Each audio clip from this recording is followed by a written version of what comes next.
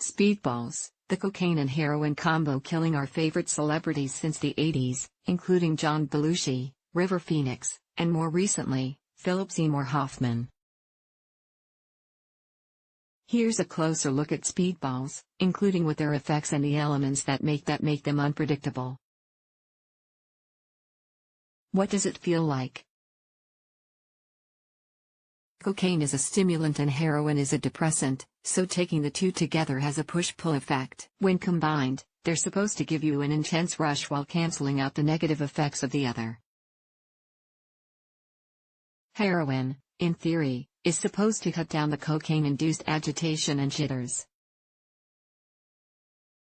On the flip side, cocaine is supposed to dampen some of the sedating effects of heroin so you don't nod off. This balancing act is said to make for a more pleasurable high and easier come down.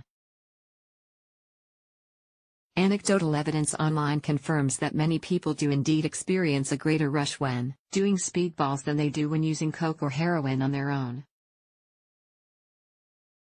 There's less agreement that it makes for a gentler come down, though. Plus, some folks report the canceling out effects felt like a total waste. That said, plenty of people report loving the effect. What are the side effects? Outside of their more pleasurable effects, both coke and heroin can produce some intense, negative side effects. Stimulants, including cocaine, may cause high blood pressure, fast or irregular heartbeat, anxiety and agitation. Increased body temperature. Depressants, including heroin, may cause drowsiness, slowed breathing, slowed heart rate, clouded mental function. When you take cocaine and heroin together, these side effects might feel more intense. You might also experience confusion, extreme drowsiness, blurred vision, paranoia, stupor. Is it actually more dangerous than other combos?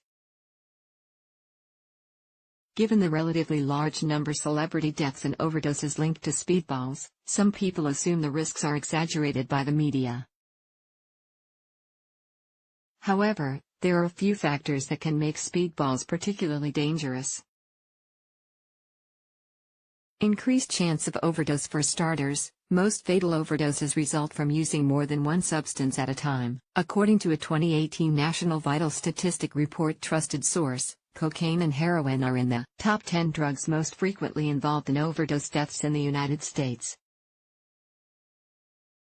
Plus, since the effects of each substance might be muted when you speedball, you might not feel like you're that high.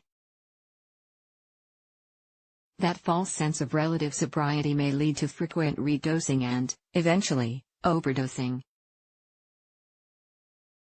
Respiratory failure. Respiratory failure is another risk when you speedball. The stimulating effects of cocaine cause your body to use more oxygen, while the depressant effects of heroin slow your breathing rate. This combo significantly increases your chance of experiencing respiratory depression or respiratory failure. In other words, it can cause fatally slow breathing. Fentanyl contamination. Coke and heroin aren't always pure and can contain other substances, including fentanyl. Fentanyl is a powerful, synthetic opioid. It's similar to morphine but 100 times more potent. This means it takes very little of it to produce a high, so it's added to certain substances to reduce costs. Most people associate fentanyl contamination with opioids, but it's making its way into other substances. A 2019 report trusted source by the Centers for Disease Control and Prevention, CDC, highlights several cases of unintentional fentanyl overdoses by people who thought they were just snorting coke. Other factors. There are a few other risks to consider when it comes to speedballing. Cocaine affects the heart and cardiovascular system. It may increase your chance of a heart attack. Both drugs have a high potential for addiction and can lead to tolerance and withdrawal. Safety tips. If you're going to speedball, keep these tips in mind to make the process a bit safer. Use the smallest amount of each drug. Keep your doses as low as possible. Don't redose, even if you feel like you're not that high. Remember, the effects of each substance may cancel each other out, so you won't feel like you've used as much as you actually have. Always use clean needles and tubes. Only use new, clean needles. Never share needles to reduce the risk of contracting or transmitting HIV and other infections. Same goes for anything used to snort drugs. Don't use alone.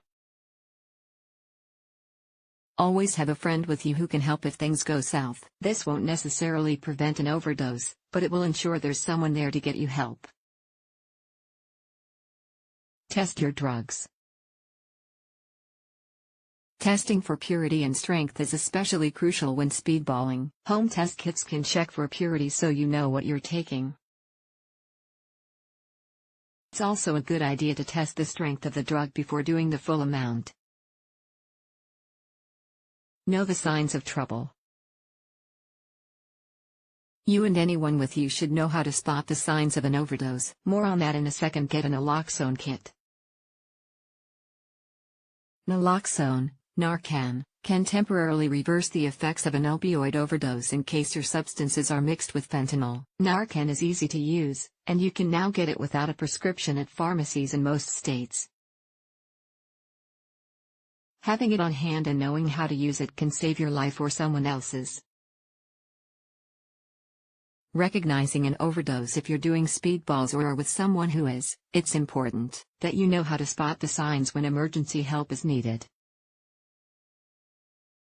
Get help now if you or anyone else experiences any of the following signs or symptoms. Call 911 right away. Slow, shallow, or erratic breathing, irregular heart rate, inability to talk, pale or clammy skin, vomiting, bluish lips or fingernails, loss of consciousness, choking, sounds or snore like gurgling. If you're concerned about law enforcement getting involved, you don't need to mention the substances used over the phone, though it's best to give them as much information as possible. Just be sure to tell them about specific symptoms so they can send the appropriate response. If you're caring for someone else, get them to lay slightly on their side while you wait. Have them bend their top knee inward if they can for added support. This position will keep their airways open in case they begin to vomit. The bottom line: speedballing can cause your breathing to become dangerously slow, and the risk of overdose is especially high. Both cocaine and heroin also have huge addiction potential.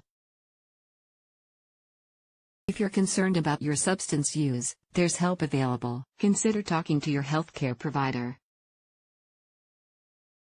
Patient confidentiality laws prevent them from reporting this information to law enforcement. You can also try one of these free and confidential resources.